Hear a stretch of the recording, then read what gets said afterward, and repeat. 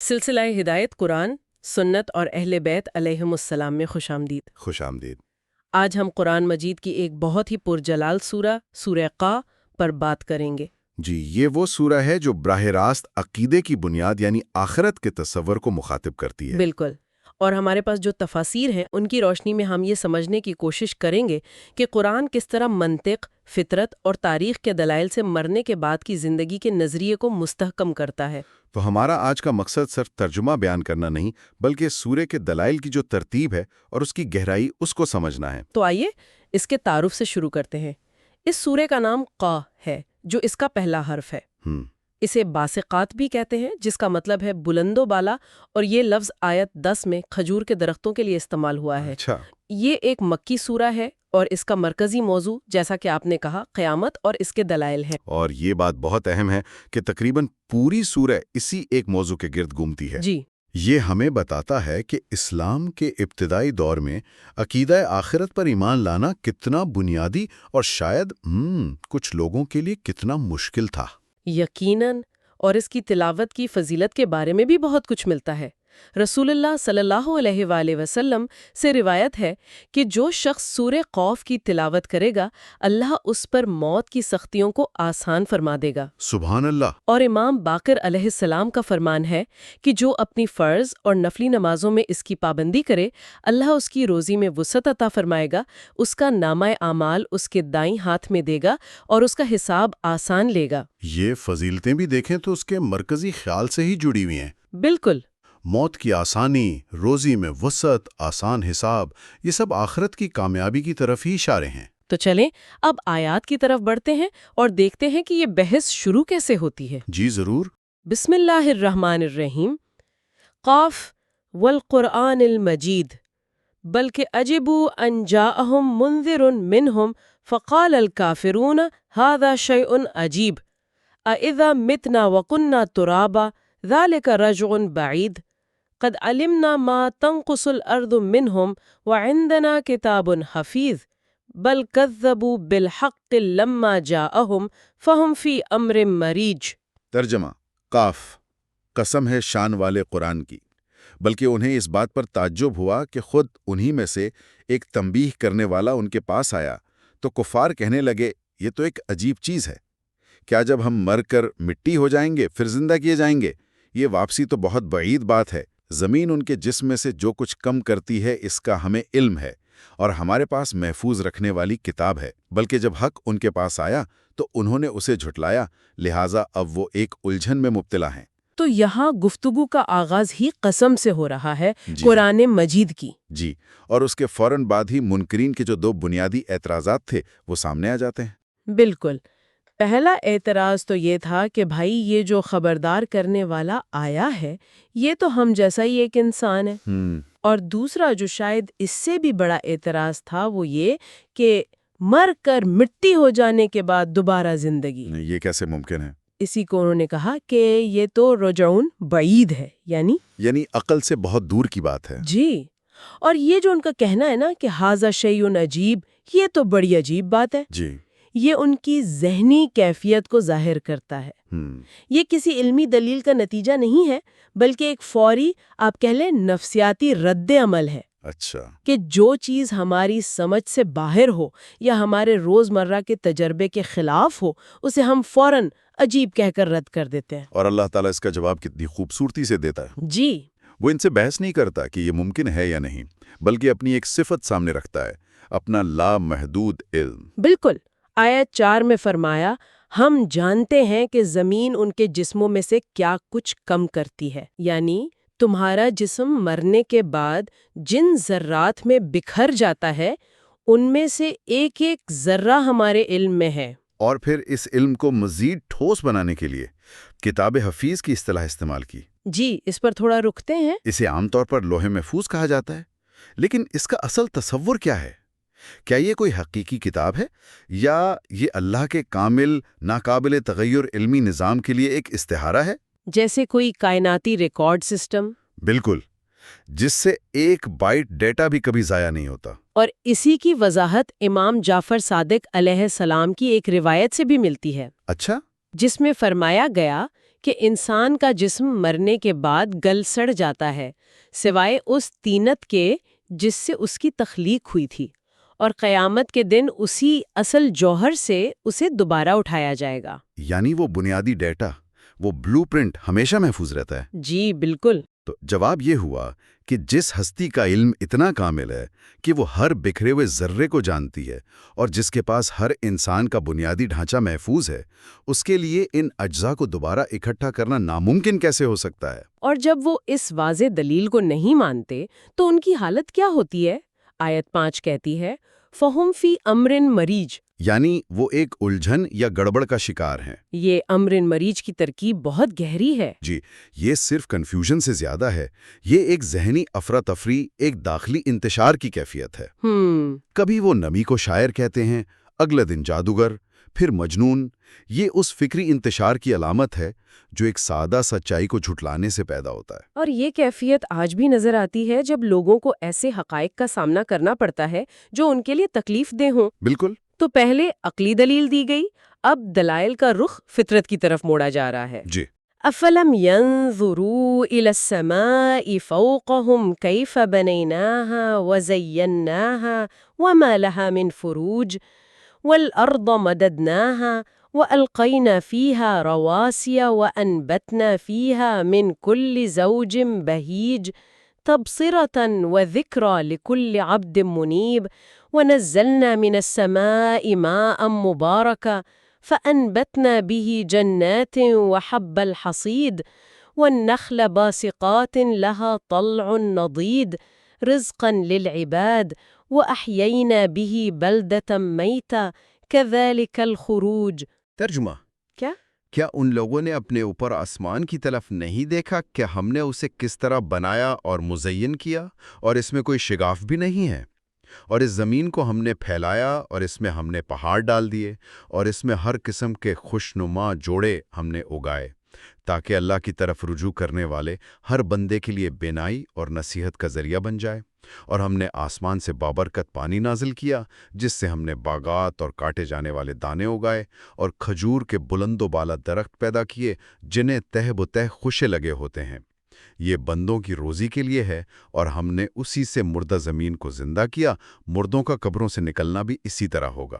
یہاں دعوت فکر دی جا رہی ہے کہ اپنے ارد گرد دیکھو، جی، اپنے اوپر آسمان کو دیکھو جسے بغیر ستونوں کے بنایا، ستاروں سے سجایا اور اس میں کوئی درار تک نہیں ہے۔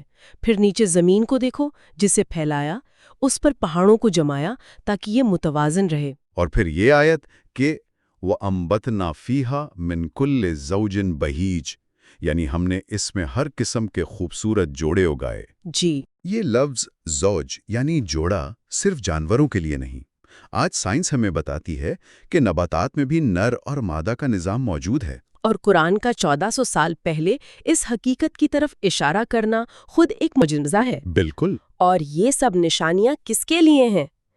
تبصرۃ و ذکریٰ لکل عبد منیب، یعنی ہر اس بندے کے لیے بصیرت اور یاد دہانی ہے جو منیب ہے، اللہ کی طرف رجوع کرنے والا ہے۔ یہ عبد منیب کی قید بہت دلچسپ ہے۔ جی، مطلب یہ نشانیاں تو ہر کوئی دیکھتا ہے، لیکن ان سے بصیرت اور سبق صرف وہی حاصل کرتا ہے جس کے اندر سچائی کو قبول کرنے کی نیت ہو اور اپنے رب کی طرف پلٹنے کا ارادہ ہو۔ بالکل۔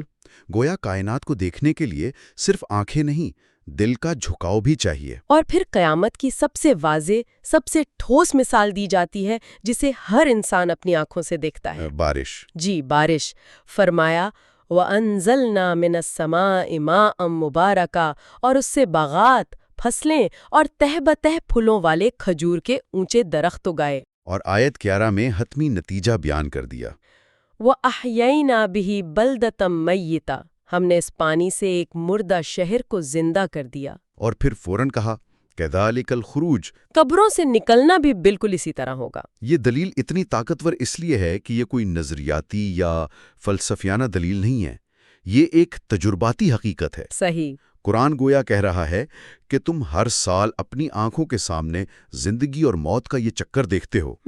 خشک بے جان زمین بارش کے چند قطروں سے لہلہا اٹھتی ہے، تو پھر یہ سوچنا اتنا مشکل کیوں ہے کہ جو ذات یہ عمل ہر سال دہرا سکتی ہے وہ انسانوں کے ساتھ یہی عمل ایک بار کیوں نہیں کر سکتی؟ تو پہلے اللہ کے علم کی دلیل، پھر فطرت کی، اور قرآن یہاں بھی نہیں رکتا۔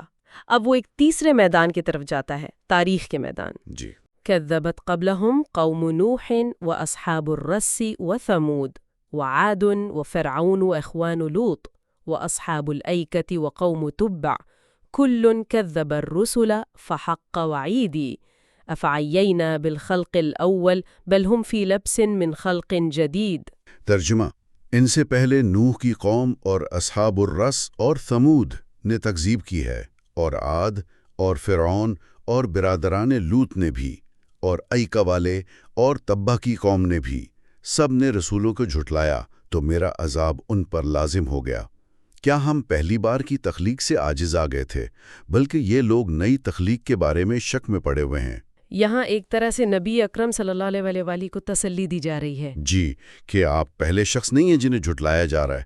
آپ سے پہلے قوم نوح، عاد، سمود، قوم لوط، قوم شعیب، حتیٰ کہ یمن کے بادشاہ طبہ کی قوم تک سب نے یہی کیا۔ اور آیت کہتی ہے کلن کذب الرسل۔ جی، سب نے رسولوں کو جھٹلایا، حالانکہ ہر قوم کے پاس تو ایک ہی رسول آیا تھا۔ اس سے یہ اصول واضح ہوتا ہے کہ ایک بھی نبی کا انکار کرنا تمام نبیوں کا انکار کرنے کے برابر ہے۔ بالکل، کیونکہ اس سب کی دعوت کی بنیاد تو ایک ہی تھی، توحید اور آخرت۔ اور جب انہوں نے جھٹلایا تو فحق وعیدی، یعنی میرا عذاب کا وعدہ ان پر پورا ہو گیا۔ ان تاریخی مثالوں کے بعد آخر میں ایک خالص منطقی سوال پوچھا جاتا ہے جو پوری بحث کا نچوڑ ہے۔ افعینا بالخلق الاول، کیا ہم پہلی بار پیدا کرنے سے تھک گئے تھے؟ یہ ایک بہت بنیادی منطقی دلیل ہے۔ جی، جو ذات کسی چیز کو عدم سے یعنی کچھ نہ ہونے سے وجود میں لا سکتی ہے، اس کے لیے پہلے سے موجود اجزاء کو دوبارہ جوڑ کر وہی شکل دینا کیسے زیادہ مشکل ہو سکتا ہے؟ لیکن آیت کہتی ہے اس منطقی دلیل کے باوجود بل ہم فی لبس من خلق جدید، وہ نئی تخلیق کے بارے میں ایک شک میں، ایک الجھن میں پڑے ہوئے ہیں۔ اس سے یہ محسوس ہوتا ہے کہ ان کا انکار صرف منطق کی کمی کی وجہ سے نہیں ہے، بلکہ اس کے پیچھے کوئی گہری وجہ ہے، شاید جواب دہی کا خوف، یہ ماننے سے انکار کہ ایک دن حساب دینا پڑے گا۔ تو ہم نے دیکھا کہ دلائل کی ترتیب کتنی زبردست ہے، پہلے اللہ کا علم، پھر فطرت کی گواہی، پھر تاریخ کا سبق، اور آخر میں خالص منطق۔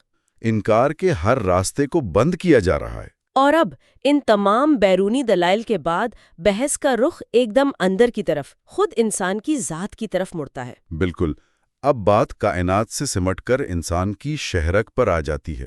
یہ اس سورہ کا سب سے ذاتی اور گہرا حصہ ہے۔ وَلَقَدْ خَلَقْنَا الْإِنسَانَ وَنَعْلَمُ مَا تُوَسْوِسُ بِهِ نَفْسُهُ وَنَحْنُ أَقْرَبُ إِلَيْهِ مِنْ حَبْلِ الْوَرِيدِ إِذْ يَتَلَقَّى الْمُتَلَقِّيَانِ عَنِ الْيَمِينِ وَعَنِ الشِّمَالِ قَعِيدٌ مَا يَلْفِظُ مِنْ قَوْلٍ إِلَّا لَدَيْهِ رَقِيبٌ عَتِيدٌ۔ اور بہتحقیق انسان کو ہم نے پیدا کیا ہے، اور ہم ان وسوسوں کو جانتے ہیں جو اس کے نفس کے اندر اٹھتے ہیں، کہ ہم رگے گردن سے بھی زیادہ اس کے قریب ہیں۔ وہ وقت یاد کریں جب دو لکھنے والے فرشتے دائیں اور بائیں بیٹھے ہر چیز لکھ رہے ہیں۔ انسان کوئی بات زبان سے نہیں نکالتا مگر یہ کہ اس کے پاس ایک نگران تیار ہوتا ہے۔ یہ آیت وَنَحْنُ أَقْرَبُ إِلَيْهِ مِنْ حَبْلِ الْوَرِيدِ، ہم اس کی شہرک سے بھی زیادہ قریب ہیں۔ یہ آیت ہمیشہ مجھے جھنجھوڑ کر رکھ دیتی ہے۔ قربت کا اس سے زیادہ گہرا تصور ممکن نہیں ہے۔ جی، یہ کسی دور دراز خدا کا تصور نہیں، یہ ایک ایسی موجودگی کا احساس ہے جو ہماری اپنی ذات کا حصہ ہے۔ اور یہ قربت صرف جذباتی نہیں بلکہ علمی بھی ہے۔ بالکل، اللہ نہ صرف ہمارے اعمال کو جانتا ہے بلکہ ما توسوس بہ نفس، ہمارے دل میں اٹھنے والے وسوسوں تک سے واقف ہے۔ لیکن اس کامل علم کے باوجود ایک ظاہری ریکارڈ کا نظام بھی قائم کیا گیا ہے۔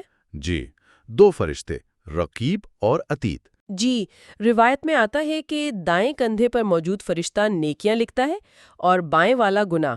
اور اس نظام میں بھی اللہ کی رحمت جھلکتی ہے۔ ایک روایت کے مطابق جب انسان گناہ کرتا ہے تو دائیں والا فرشتہ بائیں والے سے کہتا ہے کہ 7 گھنٹے انتظار کرو، شاید یہ توبہ کر لے، شاید یہ شرمندہ ہو جائے۔ سبحان اللہ۔ اسے آج کی زبان میں یوں سمجھیں کہ یہ ایک کامل ریئل ٹائم آڈٹ سسٹم ہے، کچھ بھی چھوٹ نہیں سکتا۔ لیکن یہ ایک ایسا آڈٹ ہے جس میں ایک گریس پیریڈ بھی شامل ہے۔ صحیح۔ یہ نظام صرف آپ کو پکڑنے کے لیے نہیں بنایا گیا، بلکہ آپ کو ہر موقع دینے کے لیے بنایا گیا ہے کہ آپ توبہ کے ذریعے خود ہی اپنا ریکارڈ درست کر لیں۔ یہ جواب دہی ہے، لیکن بے پناہ رحمت کے ساتھ ملی ہوئی۔ جی۔ اور اس مسلسل نگرانی کے بعد وہ لمحہ آتا ہے جس سے انسان ہمیشہ بھاگتا ہے، موت۔ جی۔ وجاءت سکرۃ الموت بالحق ذلک ما کنت منہ تحید ونفخ فی الصور ذلک یوم الوعید وجاءت کل نفس معها سائق وشہید لقد كنت في غفلة من هذا فكشفنا عنك غطاءك فبصرك اليوم حديد۔ ترجمہ: اور موت کی غشی حقیقت لے کر آ گئی، یہ وہی چیز ہے جس سے تو بھاگتا تھا، اور سور میں پھونک ماری جائے گی، یہ وہی دن ہے جس کا خوف دلایا گیا تھا، اور ہر شخص اس طرح آئے گا کہ اس کے ساتھ ایک ہانکنے والا اور ایک گواہی دینے والا ہوگا۔ اس سے کہا جائے گا، بے شک تو اس دن سے غفلت میں تھا، چنانچہ ہم نے تجھ سے تیرا پردہ ہٹا دیا ہے، لہٰذا آج تیری نگاہ بہت تیز ہے۔ جاءت سکرۃ الموت بالحق، موت کی بے ہوشی حق لے کر آ گئی۔ یہ وہی حقیقت ہے جس سے انسان بھاگتا پھرتا تھا۔ پھر سور پھونکا جائے گا اور ہر شخص کو 2 فرشتوں کے ساتھ لایا جائے گا، ایک سائق جو اسے میدان حشر کی طرف ہانک کر لائے گا، اور ایک شہید جو اس کے اعمال کی گواہی دے گا۔ موت کو یہاں ایک اختتام کے طور پر نہیں بلکہ حقائق کے آشکارا ہونے کے لمحے کے طور پر پیش کیا گیا ہے۔ جی، یہ غفلت سے بیداری کا سفر ہے۔ دنیا نے انسان ایک پردے میں لیتا ہے، اپنی خواہشات، اپنی مصروفیات کے پردے میں، اور موت اس پردے کو ہٹا دیتی ہے۔ بالکل۔ اور پھر وہ آخری آیت جو انسان سے کہی جائے گی، لَقَدْ كُنْتَ فِي غَفْلَةٍ مِّنْ هَذَا، تو اس دن سے غفلت میں تھا، فَكَشَفْنَا عَنْكَ غِطَاءَكَ، بس ہم نے تجھ سے تیرا پردہ ہٹا دیا، فَبَصَرُكَ الْيَوْمَ حَدِيدٌ، سو آج تیری نگاہ بہت تیز ہے، دنیا کی دھند چھٹ جاتی ہے اور حقیقت اپنی پوری آب و تاب کے ساتھ سامنے آ جاتی ہے۔ یہ تصور ہی زندگی کو دیکھنے کا پورا زاویہ بدل دیتا ہے۔ جی، یہ ہمیں بتاتا ہے کہ ہم جس چیز کو حقیقت سمجھ رہے ہیں وہ شاید ایک پردہ ہے، اور اصل حقیقت وہ ہے جو اس پردے کے ہٹنے کے بعد نظر آئے گی۔ تو آج ہم نے سورہ قاف کی ابتدائی 22 آیات پر بات کی۔ جی، ہم نے دیکھا کہ کیسے قرآن نے قیامت کے انکار پر عقلی، فطری اور تاریخی دلائل کا ایک مکمل مقدمہ پیش کیا، اور پھر بحث کو انسان کی اپنی ذات، اس پر اللہ کی نگرانی اور موت کی حقیقت پر لا کر ختم کیا۔ ان آیات میں جو تمثیلیں ہیں وہ کمال کی ہیں۔ بالکل، مردہ زمین کا بارش سے زندہ ہونا یا قیامت کے دن آنکھوں سے پردہ ہٹ جانا، یہ تجریدی تصورات کو اتنا ٹھوس اور قابل فہم بنا دیتی ہیں کہ وہ دل میں اتر جاتے ہیں۔ جی، سورہ کی باقی آیات اسی سفر کو آگے بڑھاتی ہیں، جہاں جنت اور جہنم کے مکالمے، نیک اور بد لوگوں کے انجام، اور آخر میں نبی صلی اللہ علیہ وآلہ وسلم کے لیے کچھ ہدایات ہیں۔ اور شاید آج کی گفتگو کو ختم کرنے کے لیے ایک بہترین نقطہ اسی سورہ کی آیت 37 میں ملتا ہے۔ اچھا؟ وہاں فرمایا گیا ہے کہ ان تمام نشانیوں میں اس شخص کے لیے یاد دہانی ہے لمن کان لہو قلب او القى السمع وهو شہید، یعنی جس کے پاس دل ہو یا وہ کان لگائے اور حاضر بھی ہو۔ جی، یہ آیت ہمیں سوچنے پر مجبور کرتی ہے کہ جب ہم علم حاصل کرتے ہیں تو کیا ہم صرف الفاظ سن رہے ہیں یا ہمارا دل بھی حاضر ہوتا ہے؟ اصل فہم کا تعلق صرف سننے سے نہیں بلکہ دل کی موجودگی سے ہے۔ بالکل، یہ ایک سوال ہے جو ہر سننے والے کو اپنے آپ سے پوچھنا چاہیے۔